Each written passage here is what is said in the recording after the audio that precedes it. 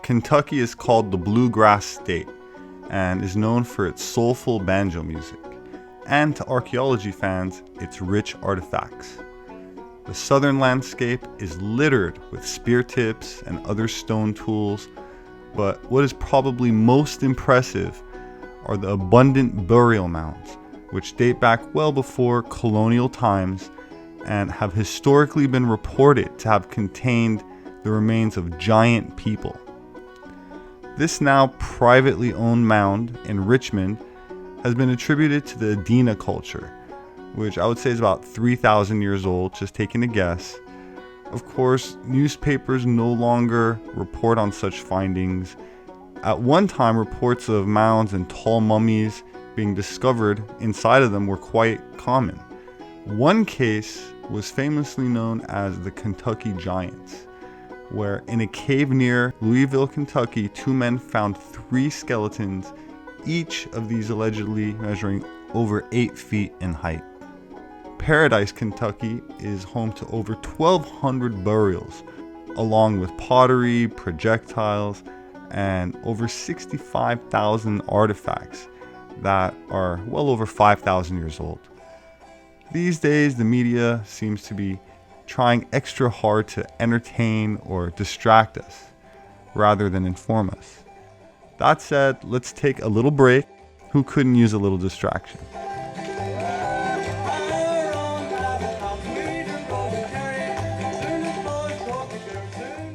Clog dancing, or clogging, is a type of folk dance where the performer's shoes are used as instruments.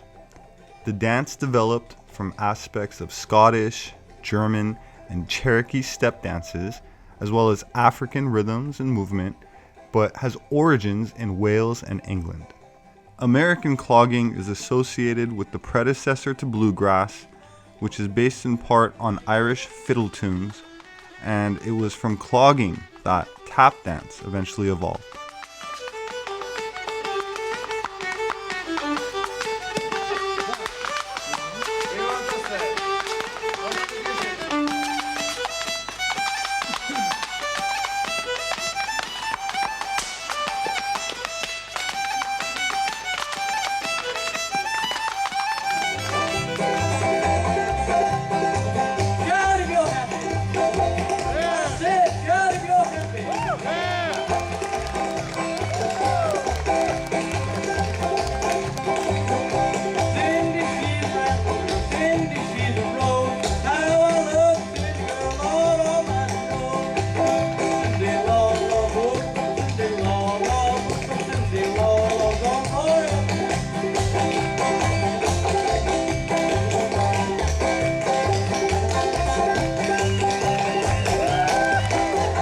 By the way, this song is called Whoop 'em Up Cindy, performed at the Kentucky Bluegrass Celebration. The gentleman you just saw dance is Mr. Thomas Maupin. Next up is Mr. Jay Bland.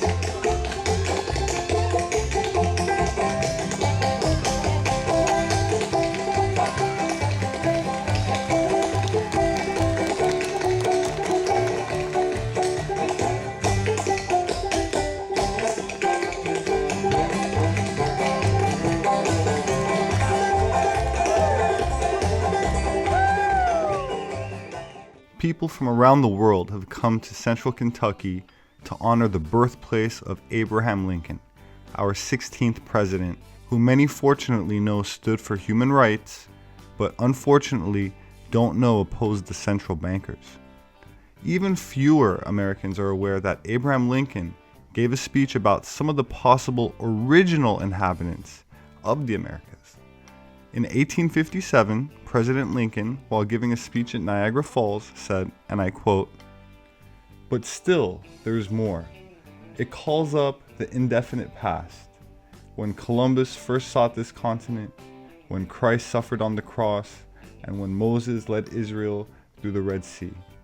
Nay, even when Adam first came from the hand of the Maker, then, as now, Niagara was roaring here. The eyes of that species of extinct giants, whose bones fill the mounds of America, have gazed on Niagara, as ours do now. Contemporary with the first race of men, and older than the first man, Niagara is strong and fresh today as 10,000 years ago." End quote. That was President Lincoln. Moundville Archaeological Park is located in Moundville, Alabama. It was the largest city in North America over 800 years ago, with a large settlement of Mississippian culture and a thriving community in what was a 300-acre village right here in Alabama.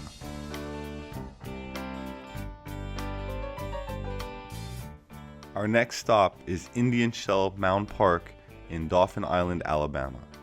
This archaeological site is historically significant because of the many prehistoric Indian shell middens it has. And Indian Shell Mound Park contains 6 oyster shell middens of various sizes. So if you visit this park, you'll notice oyster shells scattered all over the ground. The old Kawaba archaeological site preserves one of the most famous ghost towns in the South. This historic town was Alabama's first state capital, and it's now a collection of picturesque ruins with only a few surviving buildings. Kawaba was inhabited by mound builders who built a mound at the site against the Alabama River with a fortification fence around the village, as you can see pictured here. The Florence Indian Mound, which is 43 feet high, strongly shows the workmanship of the Indians who inhabited this area prior to the Cherokees, Chickasaws, and Creeks. The on-site museum contains many Native American artifacts that date back more than 10,000 years. These artifacts include, but they're not limited to, animal effigy pipes, woven textiles, soapstone carvings, and a lot of pottery. Russell Cave National Monument in Bridgeport, Alabama, has a cave that was once a shelter for prehistoric Indians during the earliest known human settlement in the southeastern United States. Archaeologists have uncovered records of the cave's earliest occupants, and approximately 2 tons of artifacts have been recovered. These artifacts include charcoal from fires, animal bones, spear and arrow points, of course pottery, and the remains of several adults and even children. There are other archaeological sites located in Alabama, and specifically in the South, which speak to the untold, forgotten, or suppressed true history of the peopling of the Americas. My name is Robert Sepehr. Thank you so much for subscribing, for liking, and for sharing my videos. We rely on word of mouth. We appreciate the donations made to Atlantean Gardens. That's a nonprofit organization that I work with in producing educational videos and books, which are available at Amazon.com. My gratitude for the kind book reviews, and as always, I love reading the comments and answering the questions about this material that I cover in my research. So thanks again, and I will see you next time.